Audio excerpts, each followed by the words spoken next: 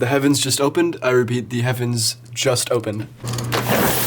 It's been cloudy all day, and finally the sun comes out. And it's like so golden and beautiful. Do you ever stand on something tall and then you try to reach up for something and then you just get so dizzy and you feel like you're gonna fall? That just happened to me. Anyway, pause. Are you having this sensation with me right now? It's like expanding. Wait, I'm gonna zoom in. Can you tell from the camera that it's like expanding? I can't tell if you can tell. But I can tell, and it's so trippy. What a wonderful world.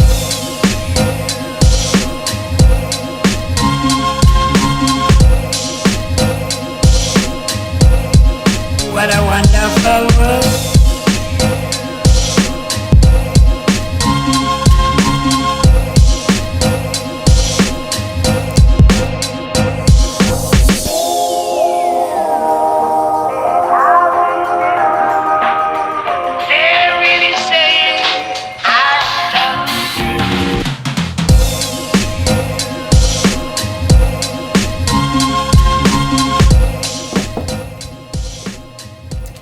I have Skittles, so give me a sec.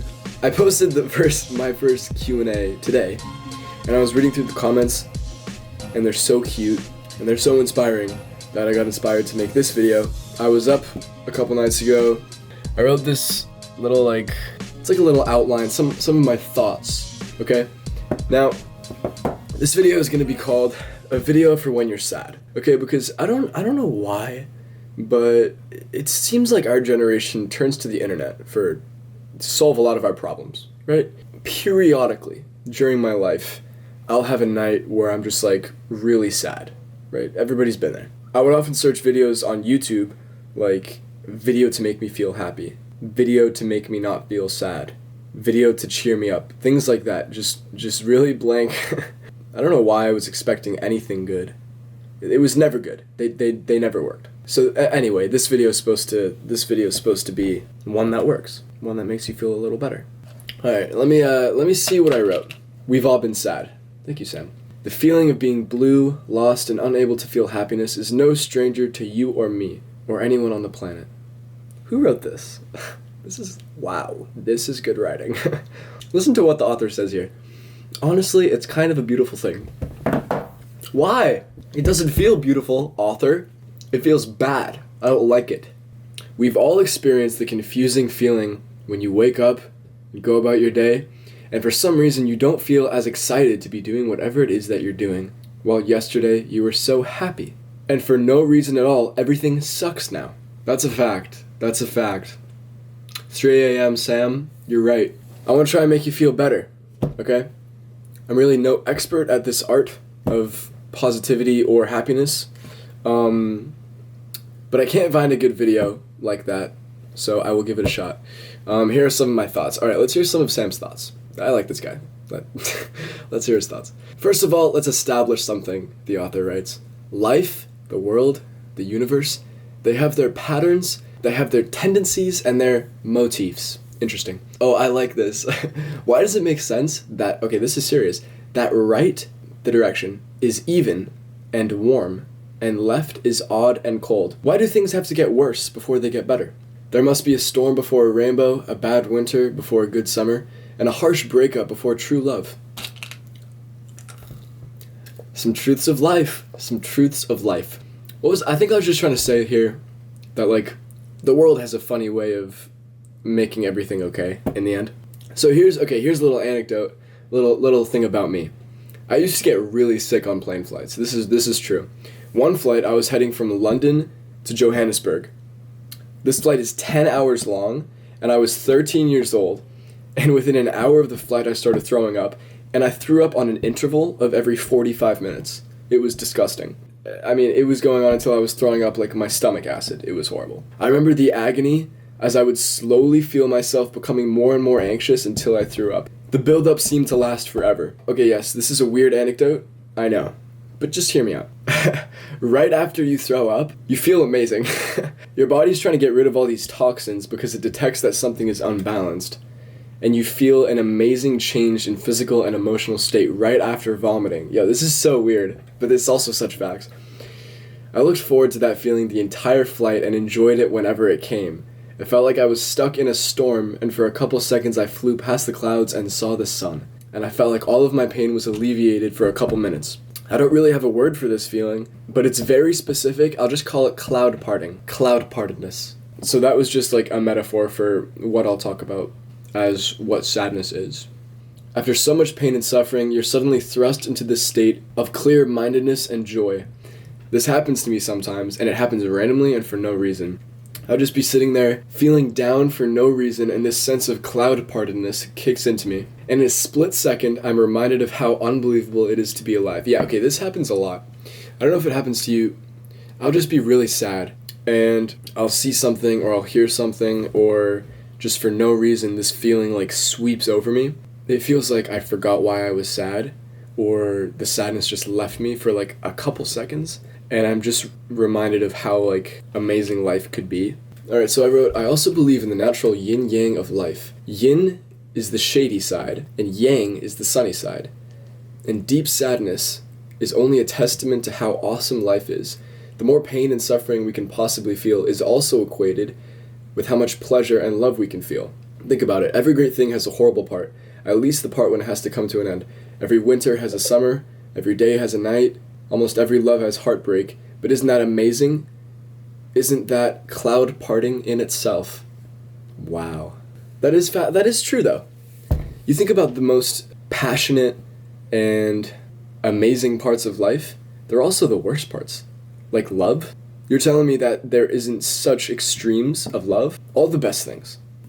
There's an extreme to both. The food that tastes the best makes you feel the worst after. Things like that. I don't even think I'd like summer as much if I didn't look at the grass and think, shit, there's gonna be snow there soon. I like that sound. I don't know if I'd enjoy being happy if I didn't know I was sad the day before. I don't know if I'd enjoy life if I knew I would never die. What's so great about that? That's facts. So then I say, let's talk about what makes people sad. Alright, let me run through this list.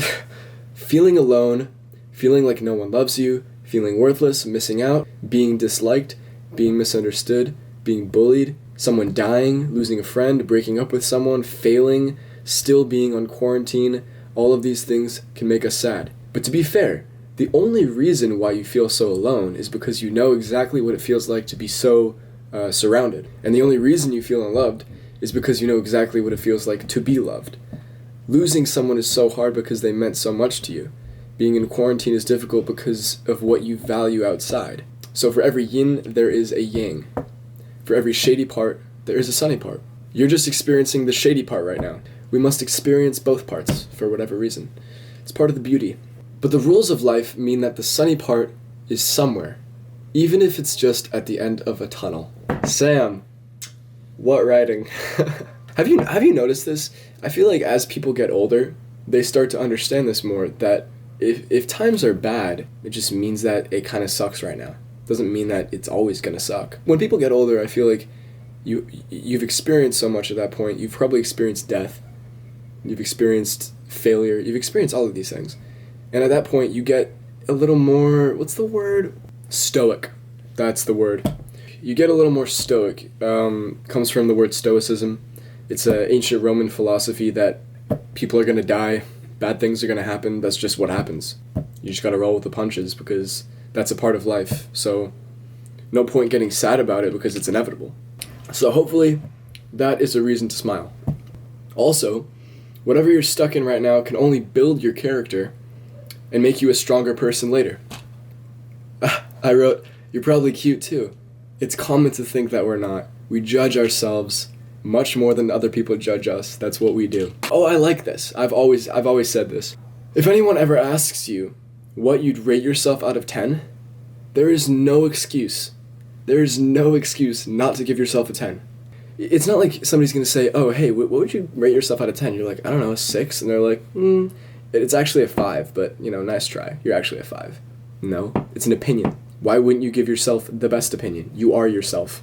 Give yourself the highest score. This is the one chance that you have to actually give yourself the highest score. Sometimes I get down about something, Then I'll get distracted, and I almost try to go back and think about what was making me sad, but I just won't remember. This happens.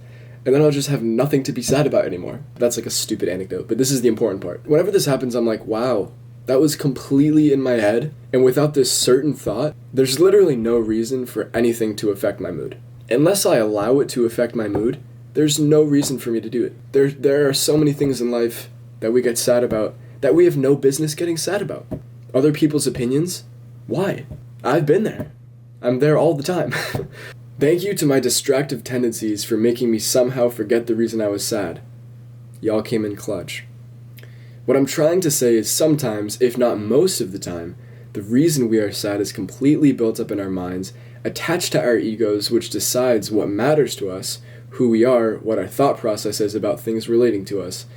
I get that sometimes, especially if you actually have depression, sadness is chemically inescapable. But for most people, I truly believe that perception is everything. Perception is what allows you to feel that sense of cloud parting, that weightless feeling when all of a sudden your problems don't matter to you anymore. It doesn't matter what people say about you anymore in an instant, because in that instant you changed the framework of your mind and became secure in your self-identity. Being able to change your perception is so hard to do, I get it. But I always find that talking positively, this is really true. Talking positively to yourself, exercising, writing down your thoughts, or having conversations with people you love always helps. Right now, we live in an extremely, extremely specific version of the earth and of life. Like I said in my last video, for like 195,000 years, we were in caves. Only the past 5,000 years, we've been living in civilization. Think about how different life was only a few decades ago. How different life would be in a different part of the world, as a different person. Imagine how different it would be in the Stone Age, as a hunter-gatherer, as a slave in the Roman Empire. You live in an extremely specific life, and your perception of life is just as valuable, if not more so, than the popular perception that you've been taught. What I'm trying to say is you can make life seem like whatever you want it to be. If you want to pretend that this is a video game, that's not even pretending. Right now you're pretending that life is whatever you think it is. It's still pretending. You can make it whatever you want. You can treat every failure like a challenge. You don't have to treat it like a setback. You can treat every end as a new beginning. You know what I mean? It's the way that you see things. You can make life seem like whatever you want it to be. Once you have that power of not caring, once you can be the observer rather than the player, once nothing matters anymore, it's like you're weightless. You can do whatever you want. You can see things however you want to see them. You can just go and do things. You don't need to be nervous about them. I don't know. I'm talking so much now. Okay, I mean, I've said a lot of really broad things. Let me give you a piece of advice for me. What makes me happy? When I'm sad, what do I do? Because that's more concrete, you know? It's nice for me to say perception is everything, let go of your ego, observe life, be stoic. It's great. It's nice for me to say that, but in reality, it's extremely hard. Like, I get it. It's extremely hard to actually change your mindset if something bad happens. It takes years to start changing the way that you see things. So real things that you can do when you're sad. I have a couple people in my life who think in a very similar way as I do. I always have conversations with them. If I want to talk about what's making me sad, I do. If I want to forget about what's making me sad, we talk about something else. But conversation with somebody who you trust goes such a long way. Listening to music is huge. I would definitely invest in your playlist. If you haven't tried it yet, meditation is really, really good to help clear your mind. I would definitely recommend it. If you haven't meditated, then just look up like easy practices, counting to 10, feeling the breath go through your lungs, through your head, and coming out, feeling every individual part of your body, like starting with your toes and coming up, just ways that you can get out of your head and be more present. That's what it does. It helps you be more present in life. Another word of advice from my friend Tucker. I need to get it right. He says a very specific thing. Yo, what's that quote that you always tell me about living in the past and future versus the present? When he responds, I'll tell you guys. What are some other things that I like to do? In health class, in 9th grade, we talked about positive self-talk. I'm sure that all of us go throughout our days and constantly think, I have to present in front of my Spanish class. I'm horrible at Spanish. Like, I just spoke to that girl. She doesn't like me at all. I'm so bad at speaking with girls. What's making it worse is you saying it. You keep saying it. You keep talking about it. You're just making it more true than it already was. Talking to yourself positively is where success begins. And that's a very, very simple interlude into things like manifestation and the law of attraction. And if you don't know those things, you can look them up. They're very interesting. I didn't realize how controversial they were. I think a lot of people don't think that they work or are real, but I very, very much believe in the ability to manifest your future and to create things by thinking about them, basically. By being in a state of mind that invites them rather than pushes them away. The law of attraction also, the first reason why I believe that it was true is because in life I have this feeling, this like intuition where sometimes when I'm really down on myself, nothing seems like it's working out. Has that ever happened to you? You just feel like you're in a rut. Nothing is working out. You keep telling yourself that nothing is working out, and it's like a snowball. It just keeps it. Negative affirmations equal negative occurrences. And then negative occurrences equal negative affirmations, and eventually you're just this snowball rolling down a hill, leading yourself down horrible paths. But sometimes it feels like you're a snowball on a positive path, you know? It feels like sometimes in my life, everything is going right. And it doesn't feel like luck. It feels like I'm in a state of flow, you know? I go into things with less worry than I usually do. I go into situations more sure of myself, more confident. But what I'm trying to say is that there's a power in thought, and there's a power in words. Just by saying, I'm good at talking, I'm good at connecting with people, I'm a likable person, this will go well. If it's meant to go well, it'll go well. Just by saying those things to yourself, the positive affirmations that you're making to yourself, it will happen. If you say it'll happen, it'll happen. If you go into something saying that it's going to be horrible, it's going to be horrible. Manifestation. Manifest destiny. Manifest your own destiny. Tucker responded, if you are depressed, you are living in the past. If you are anxious, you are living in the future. And if you are at peace, you are living in the present. Bars. Well done, Tucker. This is for my new video. I've said a lot of things today. I hope I didn't come off as if every time I get sad, I can just like pretend that my mindset can just change that and I can just be happy again. And I don't want it to seem like I'm talking down to you because you're sad and you shouldn't be. Being sad is part of life. I just wanted to make this video because I know that sometimes when you're sad, it feels like there's nowhere to run, there's nowhere to go, you can't get out of it. It's like there's this storm going by, and you have no idea when it's going to pass.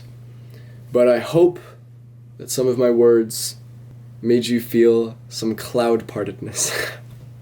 And I hope some of the visuals did too, because I was sitting on my bed over here, and I saw outside the window the sun come out. It was actually really rainy today, and I saw the sun come out. And I was like, wow, I'm gonna make that video. This is a sign. The sun was not supposed to come out. Yet, it came out.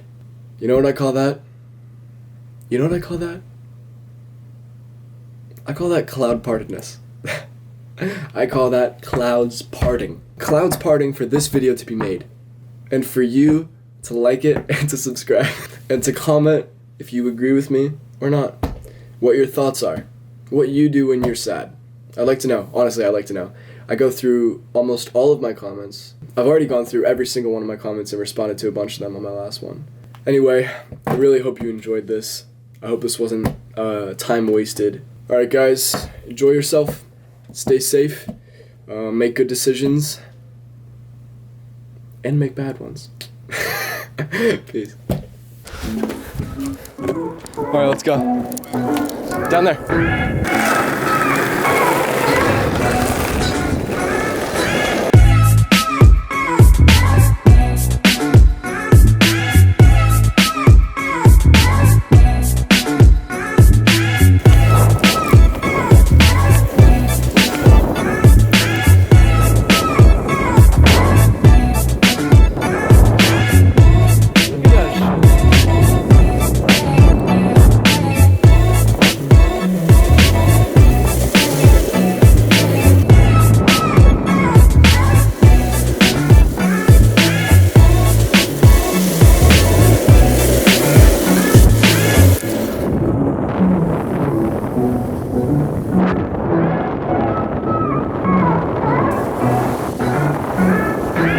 Yo, I don't know what I just said in my room, but shit, dude.